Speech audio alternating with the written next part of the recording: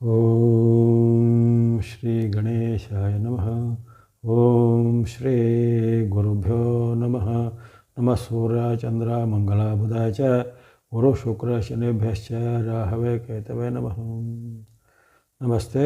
Astro ಆಚಾರ್ಯ ಗುರೂಜಿ ವಾಹಿನಿಗೆ ತಮಗೆಲ್ಲರಿಗೂ ಆಧಾರದ ಸ್ವಾಗತ.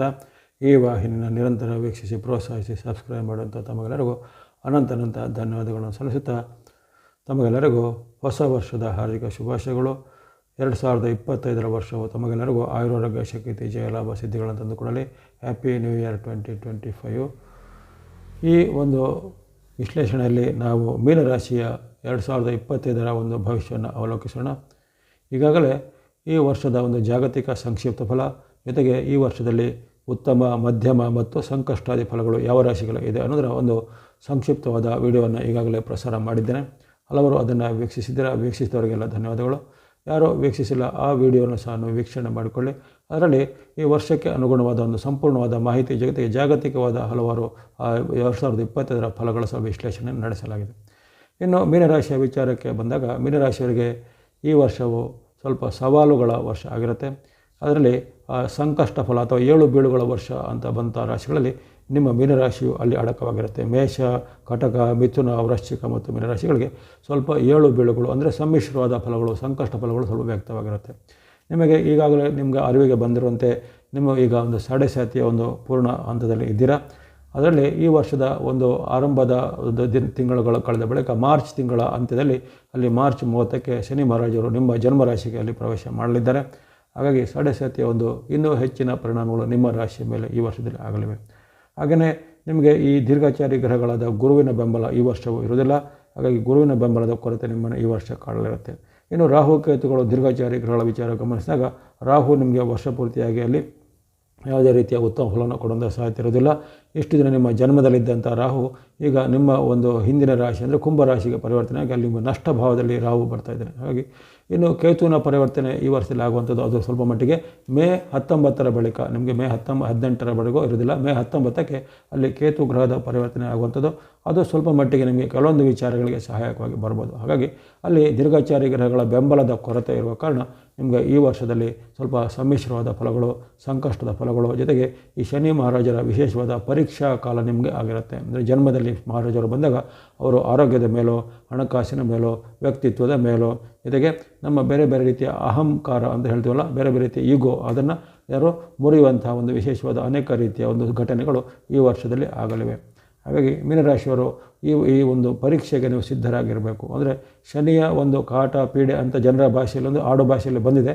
ಆದರೆ ನಿಜವಾಗಿ ಯಥಾರ್ಥದಲ್ಲಿ ಅದು ಗಮನಿಸಬೇಕಾದ್ರೆ ಅದು ಯಾವುದೇ ರೀತಿಯ ಕಾಟ ಪೀಡೆ ಅಂತ ಅನ್ನೋದಕ್ಕಿಂತ ಅದು ನಮ್ಮ ಒಂದು ಶುದ್ಧೀಕರಣದ ಒಂದು ಪರೀಕ್ಷೆ ಅಂತ ನಾವು ತಿಳ್ಕೊಬೇಕು. ಪ್ಯೂರಿಫಿಕೇಷನ್, ನಮ್ಮ ತನು ಮನ ಧನದ ಒಂದು ಶುದ್ಧಿಯನ್ನು ಅವರು ಮಾಡ್ತಾರೆ ಅಂತ ತಿಳ್ಕೊಬೇಕು. ಹಾಗಾಗಿ ಅಂತಹ ಒಂದು ಪರೀಕ್ಷಾ ಘಟನೆಗಳು ನಿಮಗೆ ಈ ವರ್ಷದಲ್ಲಿ ಅಲ್ಲಿ ಮಾರ್ಚ್ ತಿಂಗಳ 30ರಿಂದ ನಿಮಗೆ ಆರಂಭ ಆಗಿವೆ. ಸಾಡೆಸಾತಿಯ ಅನೇಕ ರೀತಿಯ ಪರೀಕ್ಷೆಗಳನ್ನು ಜೊತೆಗೆ ನಿಮಗೆ ನಿಮ್ಮ ವೈಯಕ್ತಿಕ ಜೀವನದಲ್ಲೋ, ಕೌಟುಂಬಿಕ ಜೀವನದಲ್ಲೋ ಜೊತೆಗೆ ನಿಮ್ಮ ಔದ್ಯೋಗಿಕ ಅಂದರೆ ಉದ್ಯೋಗದ ವಿಚಾರದಲ್ಲೋ ಅಥವಾ ಬಿಸ್ನೆಸ್ ಮಾಡೋರಿಗೆ ಬಿಸ್ನೆಸ್ನಲ್ಲೋ ಅದರ ಒಂದು ಅಡ್ಡ ಪರಿಣಾಮಗಳು ನೇರವಾಗಿ ಈ ವರ್ಷದಲ್ಲಿ ನಿಮಗೆ ಗಮನಿಸಬಹುದಾಗಿದೆ. ಕಳೆದ ವರ್ಷದಲ್ಲಿ ನಿಮಗೆ ಸ್ವಲ್ಪ ಮಟ್ಟಿಗೆ ಆಗಿವೆ, ಆದರೆ ಈ ವರ್ಷದಲ್ಲಿ ಸ್ವಲ್ಪ ಹೆಚ್ಚಿನ ಪ್ರಮಾಣದಲ್ಲಿ ತೀವ್ರತೆಯಲ್ಲಿ ಆಗಬಹುದಾಗಿದೆ. ಹಾಗಾಗಿ ಇಲ್ಲಿ ನೀವು ಆ ಸಾಡೆಸಾತಿಯ ಪರಿಣಾಮಕ್ಕೆ ನಾವು ತೀರಾ ಕುಗ್ಗಿ ಹೋಗೋದಾಗಲಿ, ಭಯ ಪಡೋದಾಗಲಿ, ಆತಂಕ ಪಡುವಂಥ ಒಂದು ಆ ಕಾರಣ ಇಲ್ಲ. ನೀವು ನಿಮ್ಮ ವೈಯಕ್ತಿಕವಾದ ದೈನಂದಿನ ಪ್ರಾರ್ಥನೆಯನ್ನು, ಭಕ್ತಿ ಮಾರ್ಗವನ್ನು ಜೊತೆಗೆ ಸ್ವಲ್ಪ ಮಟ್ಟಿಗೆ ದಾನ ಧರ್ಮದ ಮಾರ್ಗಗಳನ್ನು, ಯಾಕಂದರೆ ಶನಿ ಮಹಾರಾಜರು ಭಕ್ತಿ ಮತ್ತು ದಾನ ಧರ್ಮಗಳಿಗೆ ಖಂಡಿತ ಅವರು ಒಲಿತಾರೆ. ಜೊತೆಗೆ ಅಂಥ ಒಂದು ವ್ಯಕ್ತಿಗಳಿಗೆ ಅವರು ಹೆಚ್ಚಿನ ಒಂದು ಪರೀಕ್ಷೆಗಳನ್ನು ಕೊಡೋದಿಲ್ಲ. ಜೊತೆಗೆ ಪರೀಕ್ಷೆಗಳನ್ನು ಕೊಟ್ಟರೂ ಆ ಪರೀಕ್ಷೆಗಳಲ್ಲಿ ನಾವು ಸಫಲವಾಗಿ ಗೆಲ್ಲುವಂಥ ಒಂದು ಸಾಮರ್ಥ್ಯನ ಅವರು ನೀಡ್ತಾರೆ. ಹಾಗಾಗಿ ಆ ಭಕ್ತಿ ಮಾರ್ಗ, ಧ್ಯಾನ ಮಾರ್ಗವನ್ನು ಮುಂದುವರಿಸೋದು ಒಳ್ಳೆಯದಾಗುತ್ತೆ. ಇನ್ನು ಹಾಗಾಗಿ ನಿಮಗೆ ಈ ಶನಿ ಮಹಾರಾಜರ ಒಂದು ವಿಶೇಷವಾದ ಪರೀಕ್ಷೆ ಇರೋ ಕಾರಣ ಕೆಲವೊಬ್ಬರಿಗೆ ಯಾರಿಗೆ ಈ ವರ್ಷದಲ್ಲಿ ಆರೋಗ್ಯ ಸಮಸ್ಯೆ ಆಗಲು ಇದ್ದಂಥವರಿಗೆ ಆರೋಗ್ಯ ಸಮಸ್ಯೆಗಳು ಸ್ವಲ್ಪ ಹೆಚ್ಚಳ ಆಗುವಂಥ ಆರೋಗ್ಯದ ಬಗ್ಗೆ ಪ್ರಥಮವಾದ ಕಾಳಜಿ ನೀವು ಗಮನಿಸಬೇಕು. ಅಂದರೆ ಪ್ರತಿಯೊಬ್ಬರ ಒಂದು ಕರ್ತವ್ಯ, ಆರೋಗ್ಯವೇ ಭಾಗ್ಯ ಅಂತ ಹೇಳ್ತಾರೆ. ಹಾಗಾಗಿ ಆರೋಗ್ಯವನ್ನು ಅವರವರ ಒಂದು ಆರೋಗ್ಯದ ರಕ್ಷಣೆಯನ್ನು ಮಾಡಿಕೊಳ್ಳೋದು ಅವರವರ ಕರ್ತವ್ಯ ಆಗಿರುತ್ತೆ. ಹಾಗಾಗಿ ಆರೋಗ್ಯದ ರಕ್ಷಣೆಯನ್ನು ಪ್ರಥಮವಾಗಿ ಎಲ್ಲರೂ ಕಾಪಾಡಿಕೊಳ್ಳುವಂಥದ್ದು. ನಿಮಗೆ ಯಾವ ಸಣ್ಣ ಪುಟ್ಟ ಒಂದು ಅನಾರೋಗ್ಯ ಸಮಸ್ಯೆಗಳಿದ್ರೆ, ಉದಾಹರಣೆಗೆ BP ಇದ್ದವರಿಗೆ BPಯನ್ನು ಕಂಟ್ರೋಲ್ ಇಟ್ಕೊಳ್ಳಿ, ಶುಗರ್ ಇದ್ದವರು ಶುಗರನ್ನು ಸ್ವಲ್ಪ ನಿಯಂತ್ರಣ ಇಟ್ಕೊಳ್ಳೋದು, ಯಾರಿಗೆ ಒಬೆಸಿಟಿ ಅಥವಾ ವೆಯ್ಟ್ ಜಾಸ್ತಿ ಆಗುತ್ತೆ ಅಂಥವ್ರು ಸ್ವಲ್ಪ ವೆಯ್ಟನ್ನು ಸ್ವಲ್ಪ ಕಂಟ್ರೋಲ್ ಮಾಡೋದಾಗಲಿ, ಅಥವಾ ಇನ್ನಿತರ ನಿಮಗೆ ಬೇರೆ ಬೇರೆ ಸಮಸ್ಯೆಗಳು ಇದ್ದಂಥವರಿಗೆ ನಿಮ್ಮ ಒಂದು ದೇಹಕ್ಕೆ ಒಗ್ಗದೇ ಇರುವಂಥ ಆಹಾರವನ್ನು ಸೇವನೆ ಮಾಡಬೇಡಿ. ಉದಾಹರಣೆಗೆ ಕೆಲವೊಂದು ಕೆಲವು ಆಹಾರಗಳು ಅಲರ್ಜಿ ಅಂತ ಇರುತ್ತೆ, ಅಂಥ ಅಲರ್ಜಿಕ್ ಫುಡ್ಗಳನ್ನು ಸ್ವಲ್ಪ ಕಡಿಮೆ ಸೇವನೆ ಮಾಡೋದಾಗಲಿ. ಇನ್ನು ಕೆಲವರಿಗೆ ಕೆಲವೊಂದು ಆಹಾರ ಪದಾರ್ಥಗಳು ತುಂಬ ಶೀತ, ನೆಗಡಿ ಇತ್ಯಾದಿಗಳ ತೊಂದರೆಗಳು ಬರ್ತವೆ, ಅಂಥದನ್ನು ನೀವು ಅವಾಯ್ಡ್ ಮಾಡೋದಾಗಲಿ. ಹಾಗಾಗಿ ನಿಮ್ಮ ಒಂದು ವೈಯಕ್ತಿಕ ಆರೋಗ್ಯದ ಬಗ್ಗೆ ತುಂಬ ಕಾಳಜಿ ಬೇಕಾಗುತ್ತೆ. ಹಾಗಾದರೆ ಈ ಶನಿಯ ಪ್ರಭಾವ ನಿಮ್ಮ ಜನ್ಮರಾಶಿಗೆ ಬಂದಾಗ ಮೊದಲಾಗಿ ಆರೋಗ್ಯದ ಮೇಲೆ ಅಡ್ಡ ಪರಿಣಾಮ ಆಗುತ್ತೆ. ಹಾಗಾಗಿ ಹಿಂದೆ ಇದ್ದ ಸಮಸ್ಯೆಗಳಿಗೆ ಮರುಕಳಿಸ್ಬೋದು, ಅಥವಾ ಹಿಂದೆ ಇದ್ದ ಯಾವುದೇ ಹಳೆಯ ನೋವುಗಳಿಗೆ ಮತ್ತೆ ಕಾಣಿಸ್ಕೊಳ್ಳುವಂಥದ್ದು, ಅಥವಾ ಹೊಸದಾಗಿ ನಿಮಗೆ ಏನಾದರೂ ನೋವುಗಳು ಬರುವಂಥದ್ದು, ಅಥವಾ ಹವಾಮಾನ ವೈಪರೀತ್ಯದಿಂದ, ಆಹಾರದಿಂದ, ನೀರಿನಿಂದ ಏನಾದರೂ ಇನ್ಫೆಕ್ಷನ್ಗಳು, ನಂಜುಗಳು, ತೊಂದರೆಗಳು ಅವೆಲ್ಲ ಇನ್ಫೆಕ್ಷನ್ ಆಗುವಂಥ ಸಾಧ್ಯತೆ ಇರುತ್ತೆ. ಹಾಗಾಗಿ ಈ ಸಾಡೆ ಸಾತಿಯ ಪರಿಣಾಮ ನಿಮಗೆ ಈ ವರ್ಷದಲ್ಲಿ ಸ್ವಲ್ಪ ಹೆಚ್ಚಿನ ಒಂದು ಪರಿಣಾಮ ಆರೋಗ್ಯದ ಮೇಲೆ ಸಹ ಬೀರುವಂಥ ಸಾಧ್ಯತೆ. ಇನ್ನು ಆಗಲೇ ಹೇಳಿದ್ದೇನೆ, ಹಣಕಾಸು ಮತ್ತು ಉದ್ಯೋಗ ವ್ಯಾಪಾರ ಅಂತ. ಹಣಕಾಸು ಉದ್ಯೋಗ ವ್ಯಾಪಾರದ ಮೇಲೂ ಸಹ ನಿಮಗೆ ಈ ವರ್ಷದಲ್ಲಿ ಅಷ್ಟೇನೂ ಒಂದು ಸ್ಯಾಟಿಸ್ಫ್ಯಾಕ್ಟ್ರಿ ಅಂತ ಬರ್ತಾ ಇಲ್ಲ. ಸ್ವಲ್ಪ ಮಟ್ಟಿಗೆ ಕೆಲವೊಂದು ವಿಚಾರದಲ್ಲಿ ಸ್ವಲ್ಪ ಸಂಕಷ್ಟನೇ ಸ್ವಲ್ಪ ಜಾಸ್ತಿ ಬರುವಂಥ ಸಾಧ್ಯತೆ ಇರುತ್ತೆ. ಈಗಾಗಲೇ ಇದ್ದಂಥ ನಿಮ್ಮ ಹಣಕಾಸಿನ ಸಮಸ್ಯೆ ಇದ್ದರೆ ಅದು ಈ ವರ್ಷದಲ್ಲಿ ಸಾಲ್ವ್ ಆಗೋದು ಸ್ವಲ್ಪ ಕಷ್ಟ ಇರುತ್ತೆ. ತುಂಬ ಸಾಲಗಳನ್ನು ಮಾಡಲಿಕ್ಕೆ ಹೋದರೆ ಆ ಸಾಲಗಳನ್ನು ತೀರಿಸಲಿಕ್ಕೆ ಕಷ್ಟ ಆಗುವಂಥದ್ದು, ಆ ಸಾಲದ ಬಡ್ಡಿ ಪಾವತಿಸಲಿಕ್ಕೂ ಕಷ್ಟ ಆಗುವಂಥದ್ದು, ಅಥವಾ ಸಾಲಗಾರರ ಕಿರುಕುಳ, ಸಾಲಗಾರರಿಂದ ನೋಟಿಸ್ಗಳು ಬರುವಂತಾಗಲಿ, ಸಾಲದ ಒಂದು ತೀರಿಸಲಿಕ್ಕೆ ಅದನ್ನು ನಿಮಗೆ ಬೇರೆ ಬೇರೆ ರೀತಿಯ ಅಡೆತಡೆಗಳು, ವಿಘ್ನಗಳು ಬರುವಂಥದ್ದು, ಅಥವಾ ಈ ಸಾಲದ ಮೂಲಕವಾಗಿ ನಿಮಗೆ ಮನಃಶಾಂತಿ ಸ್ವಲ್ಪ ನಿವಾರಣೆ ತೊಂದರೆ ಇರದೇ ಇರುವಂಥದ್ದು, ಇಂತಹ ಒಂದು ಅಡ್ಡ ಪರಿಣಾಮಗಳು ನಿಮಗೆ ಈ ವರ್ಷದಲ್ಲಿ ಆಗುವಂಥದ್ದು. ಹಣಕಾಸಿನ ಮೇಲೆ ಸಹ ಅಡ್ಡ ಪರಿಣಾಮ ಈ ವರ್ಷದಲ್ಲಿ ಬರ್ಬೋದಾಗಿದೆ. ಇನ್ನು ಈ ಕೌಟುಂಬಿಕ ವಿಚಾರ ಜೊತೆಗೆ ವೈಯಕ್ತಿಕ ವಿಚಾರದಲ್ಲಿ ಹಾಗೆ ಇಲ್ಲಿ ಈ ಬೇರೆ ಬೇರೆ ರೀತಿಯ ಭಿನ್ನಾಭಿಪ್ರಾಯಗಳು ಬರ್ಬೋದಾಗಿದೆ. ತಂದೆ ತಾಯಿಯ ಮಧ್ಯೆ, ಗಂಡ ಹೆಂಡತಿಯರ ಮಧ್ಯೆ, ಸಹೋದರ ಸಹೋದರರ ಮಧ್ಯೆ, ಅಥವಾ ಬಂಧು ಅಥವಾ ರಿಲೇಷನ್ಗಳ ಮಧ್ಯೆ.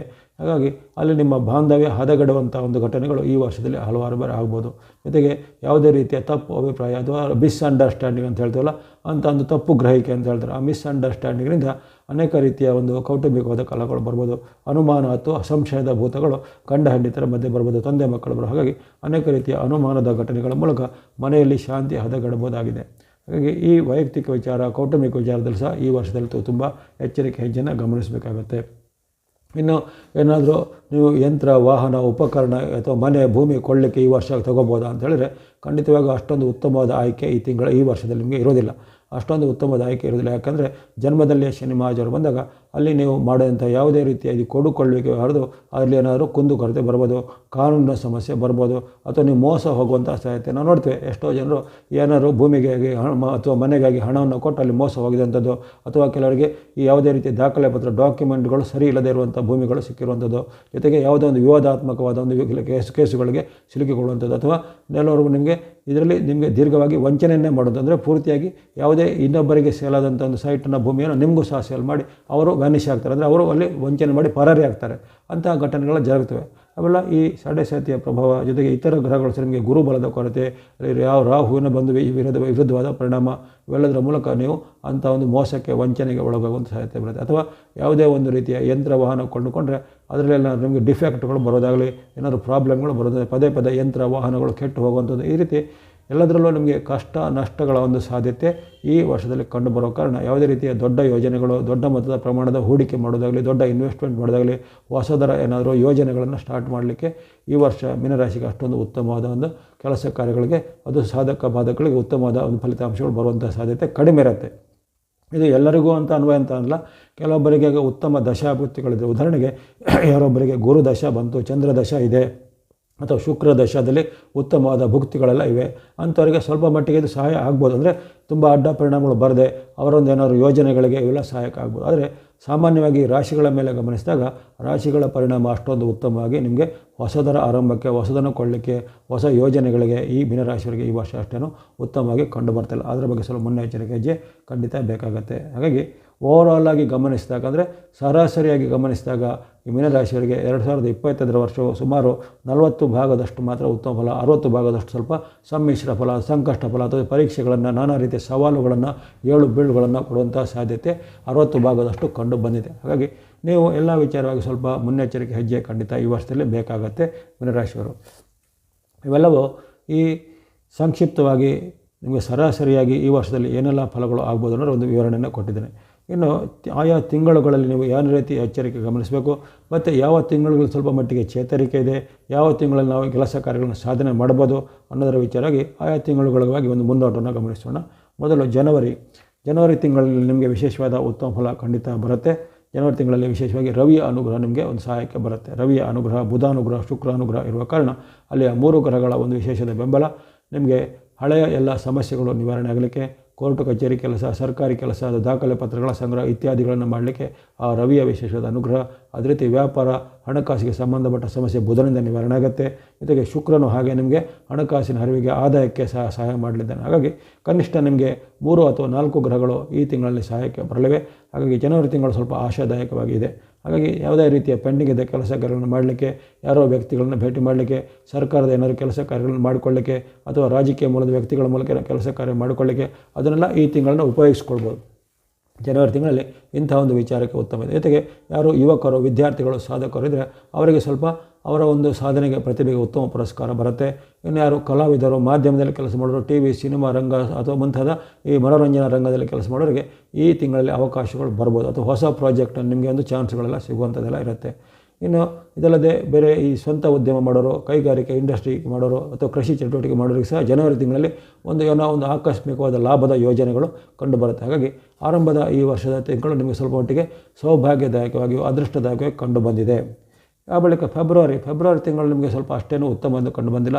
ಹಣಕಾಸು ಒಂದು ವಿಚಾರ ಬಿಟ್ಟರೆ ಉಳಿದ ವಿಚಾರಗಳು ಸ್ವಲ್ಪ ನಿಮಗೆ ವಿರುದ್ಧವಾಗಿ ಆಗ್ಬೋದು. ಹಣಕಾಸಿನ ವಿಚಾರ ತೊಂದರೆ ಇಲ್ಲ, ಆ ಲಾಭ, ಆದಾಯ ಅಥವಾ ನಿಮಗೆ ಬರತಕ್ಕಂಥ ಹಣಕಾಸು ಬರುವಂಥದ್ದು ಅದೆಲ್ಲ ಉತ್ತಮ ಇದೆ. ಆದರೆ ಇತರ ಎಲ್ಲ ವಿಚಾರ ಅಂದರೆ ಆರೋಗ್ಯ ವಿಚಾರ ಇರ್ಬೋದು, ವೈಯಕ್ತಿಕ ವಿಚಾರ ಇರ್ಬೋದು, ಜೊತೆಗೆ ಮಾತು ನಡವಳಿಕೆ ವಿಚಾರ ಇರ್ಬೋದು, ಅವೆಲ್ಲ ಸ್ವಲ್ಪ ನಿಮಗೆ ವಿರುದ್ಧವಾಗಿ ಆಗುತ್ತೆ.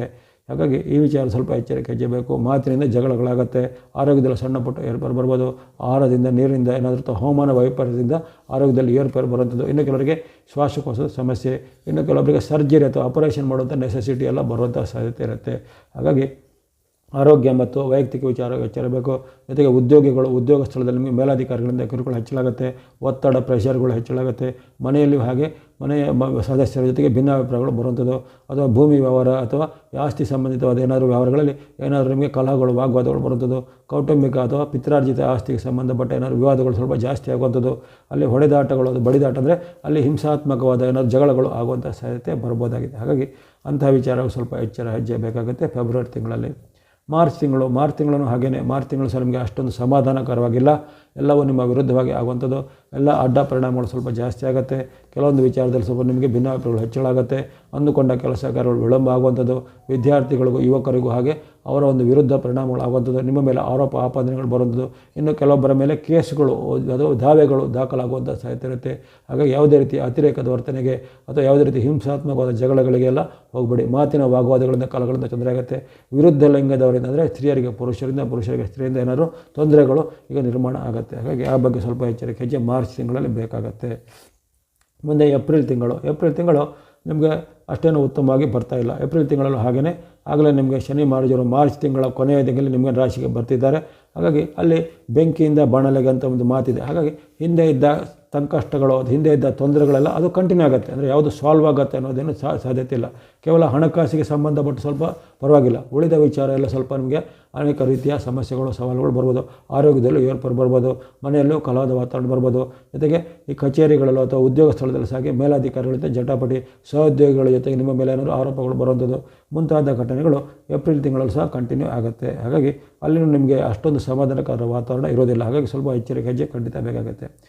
ಮುಂದೆ ಮೇ ತಿಂಗಳಲ್ಲಿ ಸ್ವಲ್ಪ ಮಟ್ಟಿಗೆ ಚೇತರಿಕೆ ಇರುತ್ತೆ. ಅಲ್ಲಿ ವಿಶೇಷವಾಗಿ ಮೇ ತಿಂಗಳಲ್ಲಿ ಆಗುವಂಥ ಒಂದು ಕೆಲವು ಗ್ರಹಗಳ ಪರಿವರ್ತನೆ ನಿಮ್ಮ ಮಟ್ಟಿಗೆ ಸ್ವಲ್ಪ ಸಹಾಯಕ ಆಗುತ್ತೆ.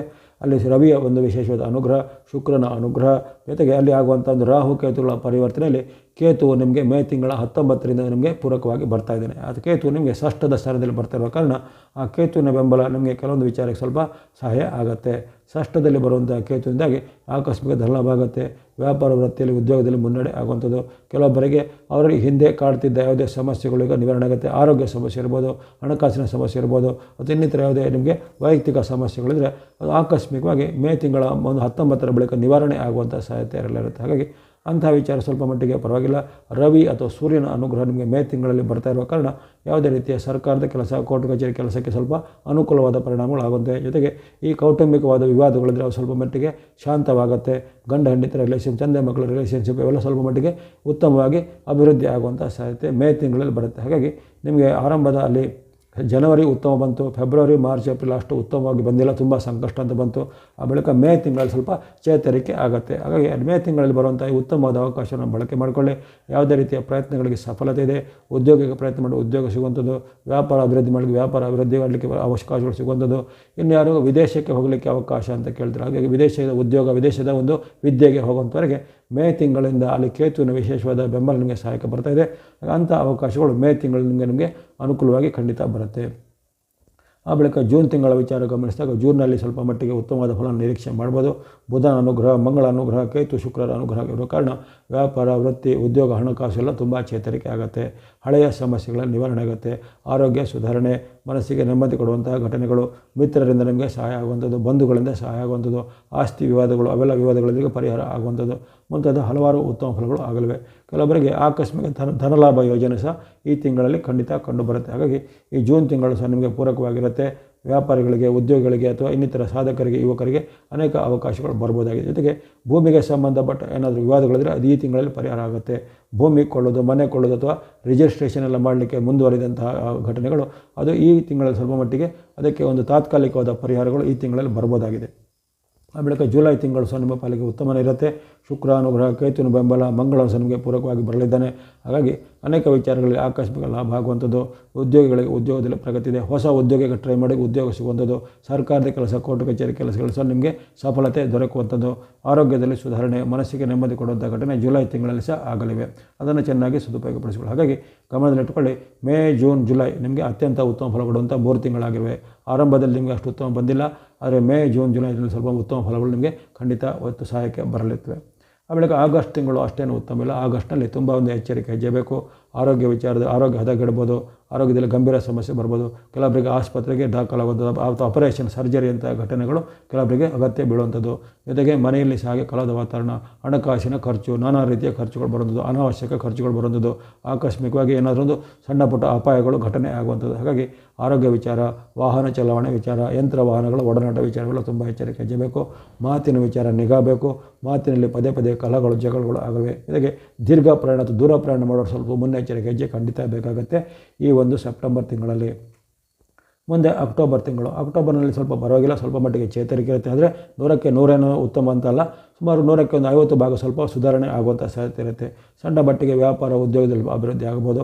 ಮಾತಿನ ವಿಚಾರ ಸ್ವಲ್ಪ ಹಿಂದೆ ಇದ್ದ ಜಗಳಗಳು ಸ್ವಲ್ಪ ನಿವಾರಣೆ, ಶಾಂತತೆ ಬರ್ಬೋದು. ಕೌಟುಂಬಿಕ ವಿಚಾರಗಳು ಸ್ವಲ್ಪ ಮಟ್ಟಿಗೆ ನೆಮ್ಮದಿ ಬರುವಂಥ ಸಾಧ್ಯತೆ ಇರುತ್ತೆ. ಜೊತೆಗೆ ಹಣಕಾಸಿನ ಸ್ವಲ್ಪ ಪರಿಸ್ಥಿತಿ ಸಹ ಸುಧಾರಣೆ ಆಗುತ್ತೆ. ಹಾಗಾಗಿ ಈ ಅಕ್ಟೋಬರ್ನಲ್ಲಿ ಸ್ವಲ್ಪ ಮಟ್ಟಿಗೆ ಚೇತರಿಕೆ ಇದೆ. ಅಂದರೆ ತುಂಬ ಒಳ್ಳೆಯದಂತಲ್ಲ, ಹಿಂದೆ ಇದ್ದ ಸಮಸ್ಯೆಗಳು ಸ್ವಲ್ಪ ಅಕ್ಟೋಬರ್ನಲ್ಲಿ ಚೇತರಿಕೆ ಆಗುವಂಥದ್ದು. ಒಂದು ನವಂಬರ್ ತಿಂಗಳು ಸಾಮಾನ್ಯ ಎಂದು ಕಂಡುಬರುತ್ತೆ. ಹೆಚ್ಚಿನ ಬದಲಾವಣೆಗಳಿಲ್ಲ.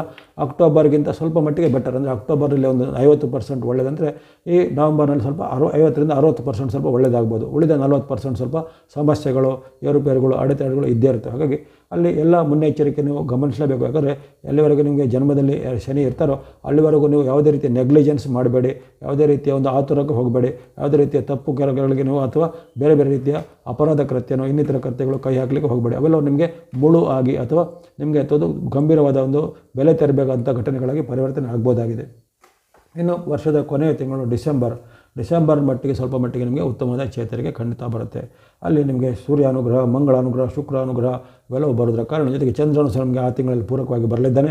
ಕೇತುವಿನ ಅನುಗ್ರಹ ಸಹ ಇರಲಿದೆ. ಹಾಗಾಗಿ ಡಿಸೆಂಬರ್ ತಿಂಗಳು ನಿಮಗೆ ಸ್ವಲ್ಪ ಚೇತರಿಕೆಯನ್ನು, ಉತ್ತಮ ಫಲವನ್ನು ಖಂಡಿತ ಕೊಡಲಿದೆ. ಅಲ್ಲಿ ನಿಮ್ಮ ಇಷ್ಟಾರ್ಥಗಳು ಸಿದ್ಧಿಯಾಗುವಂಥದ್ದು, ಹಣಕಾಸಿನ ಸಮಸ್ಯೆ ನೀಗುವಂಥದ್ದು, ದೀರ್ಘಕಾಲದ ಸಮಸ್ಯೆಗಳಿಗೆ ಈಗ ಪರಿಹಾರಗಳು ಸಿಗುವಂಥದ್ದು, ಅಥವಾ ಬಂಧುಗಳು, ಮಿತ್ರರಿಂದ ನಿಮಗೆ ಸಹಾಯಗಳು ಸಿಗುವಂಥದ್ದು, ಕೌಟುಂಬಿಕ ವಿವಾದ ಅಥವಾ ಆಸ್ತಿ ವಿವಾದ ಅಥವಾ ಕುಟುಂಬದ ಪಿತ್ರಾರ್ಜಿತ ಆಸ್ತಿ ವಿವಾದ ಅವೆಲ್ಲ ಇದ್ದರೆ ಅವೆಲ್ಲ ಈ ತಿಂಗಳಲ್ಲಿ ನಿವಾರಣೆಯಾಗಿ ನಿಮಗೆ ಸಿಗಬೇಕಾದ ಪರಿಹಾರವನ್ನು, ಆಸ್ತಿನ, ಭೂಮಿನ ನಿಮಗೆ ಸಿಗುವಂಥದ್ದು, ಅಥವಾ ಹಣಕಾಸಿಗೆ ಅಥವಾ ಸಂಬಂಧಪಟ್ಟ ವಿವಾದಗಳಿದ್ದರೆ ಅವೆಲ್ಲ ಈಗ ಪರಿಹಾರ ಆಗುವಂಥದ್ದು, ದೀರ್ಘ ಪ್ರಮಾಣದ ಸಾಲಗಳಿದ್ದರೆ ಸಾಲಗಳನ್ನು ತೀರಿಸಲಿಕ್ಕೆ ಅವಕಾಶಗಳು ಬರುವಂಥದ್ದು ಮುಂತಾದ ಹಲವಾರು ಉತ್ತಮ ಫಲಗಳನ್ನು ವರ್ಷದ ಕೊನೆಯ ತಿಂಗಳಲ್ಲಿ ಡಿಸೆಂಬರ್ ತಿಂಗಳಲ್ಲಿ ನಿರೀಕ್ಷೆ ಮಾಡಬಹುದಾಗಿದೆ. ಹಾಗಾಗಿ ಈ ಅನೇಕ ಉತ್ತಮ ಫಲಗಳನ್ನು ನೀವು ಈ ಡಿಸೆಂಬರ್ ತಿಂಗಳಲ್ಲಿ ಈ ವರ್ಷದ ಕೊನೆಗೆ ಅನುಭವಿಸುವಂಥ ಅವಕಾಶ ಬರ್ತಾ ಇದೆ. ಇವೆಲ್ಲವೂ ಸಾಮಾನ್ಯವಾಗಿ ಈ ಕುಂಭರಾಶಿಯವರಿಗೆ ಈ ಬರತಕ್ಕಂತಹ ಅನೇಕ ರೀತಿಯ, ಮೀನರಾಶಿಯವರಿಗೆ ಬರತಕ್ಕಂಥ ಅನೇಕ ರೀತಿಯ ಈ ತಿಂಗಳುಗಳ ಒಂದು ಏರುಪೇರುಗಳ ವಿಚಾರವಾಗಿ ಸಂಕ್ಷಿಪ್ತವಾದ ವಿಶ್ಲೇಷಣೆ ಮಾಡಿದ್ದೇನೆ. ಅಲ್ಲಿ ನಿಮಗೆ ಆರಂಭದ ಜನವರಿ ತಿಂಗಳು ಅತ್ಯುತ್ತಮ ಫಲ ಬಂದಿದೆ. ಫೆಬ್ರವರಿ, ಮಾರ್ಚ್, ಏಪ್ರಿಲ್ ಸ್ವಲ್ಪ ಮಿಶ್ರ ಫಲಗಳು ಬಂದಿವೆ. ಮೇ, ಜೂನ್, ಜುಲೈನಲ್ಲಿ ಸ್ವಲ್ಪ ಉತ್ತಮ ಫಲ, ಆಗಸ್ಟ್ನಲ್ಲಿ ಉತ್ತಮ ಫಲ ಬಂದಿದೆ. ಜೊತೆಗೆ ಈ ವರ್ಷದ ಕೊನೆಯ ತಿಂಗಳು ಅಂದರೆ ಡಿಸೆಂಬರ್ ತಿಂಗಳ ನಿಮಗೆ ಉತ್ತಮ ಫಲ ವ್ಯಕ್ತವಾಗಿವೆ. ಹಾಗಾಗಿ ಆ ಉತ್ತಮ ಫಲ ಬರುವಂಥ ತಿಂಗಳುಗಳಲ್ಲಿ ನೀವು ಚೇತರಿಕೆಯನ್ನು ಮಾಡಿಕೊಳ್ಳಿ. ಜೊತೆಗೆ ಈ ಶನಿಯ ಪೀಡಾ ಪರಿಹಾರ, ಶನಿಯ ಒಂದು ದೋಷ ನಿವಾರಣೆಗಾಗಿ ನಿಮ್ಮ ಒಂದು ಪ್ರಾರ್ಥನೆಯನ್ನು ನಿರಂತರವಾಗಿ ಮಾಡ್ತಾರೆ. ಶನಿ ಮಹಾರಾಜರ ಸ್ತೋತ್ರ, ನವಗ್ರಹಗಳ ಸ್ತೋತ್ರ, ಆಂಜನೇಯ ಅಥವಾ ಹನುಮಾನ್ ಚಾಲಿಸ, ಹನುಮಾನ್ ಪ್ರಾರ್ಥನೆ, ಶನಿವಾರದಂದು ದೇವರುಗಳ ಸಂದರ್ಶನ, ದೇವಾಲಯಗಳಲ್ಲಿ ಎಳ್ಳು ಬತ್ತಿಯನ್ನು ಹಚ್ಚುವಂಥದ್ದು, ಜೊತೆಗೆ ದಾನ ಧರ್ಮಗಳನ್ನು ಮಾಡುವಂಥದ್ದು, ಅರಳಿ ಮರದ ಪ್ರದಕ್ಷಿಣೆ, ಈ ರೀತಿ ಹಲವಾರು ಉಪಾಯಗಳು ನಿಮಗೆಲ್ಲ ಗೊತ್ತಿರುತ್ತೆ. ಅದನ್ನು ನೀವು ಮುಂದುವರಣೆ ಮಾಡಿಕೊಳ್ಳಿ. ಹಾಗಾಗಿ ಈ ವರ್ಷದಲ್ಲಿ ಮೀನರಾಶಿಯವರಿಗೆ ಸ್ವಲ್ಪ ಮೈಯೆಲ್ಲ ಕಣ್ಣಾಗಿರಬೇಕಾದ ವರ್ಷ ಆಗಿರುತ್ತೆ. ಹೆಚ್ಚಿನ ಗ್ರಹಗಳ ಬೆಂಬಲ ನಿಮಗೆ ಇರೋದಿಲ್ಲ. ಹಾಗಾಗಿ ಆ ಗ್ರಹಗಳ ಬೆಂಬಲದ ಕೊರತೆ ನಿವಾರಣೆಗೆ ನೀವು ಆತ್ಮಶಕ್ತಿಯನ್ನು ವೃದ್ಧಿ ಮಾಡಿಗಳಿಗೆ ಭಕ್ತಿ ಮಾರ್ಗವನ್ನು, ಧ್ಯಾನ ಮಾರ್ಗವನ್ನು ಅಥವಾ ದೇವಾಲಯಗಳ ಸಂದರ್ಶನ ಮಾರ್ಗವನ್ನು ಮಾಡ್ತಾ ಬನ್ನಿ.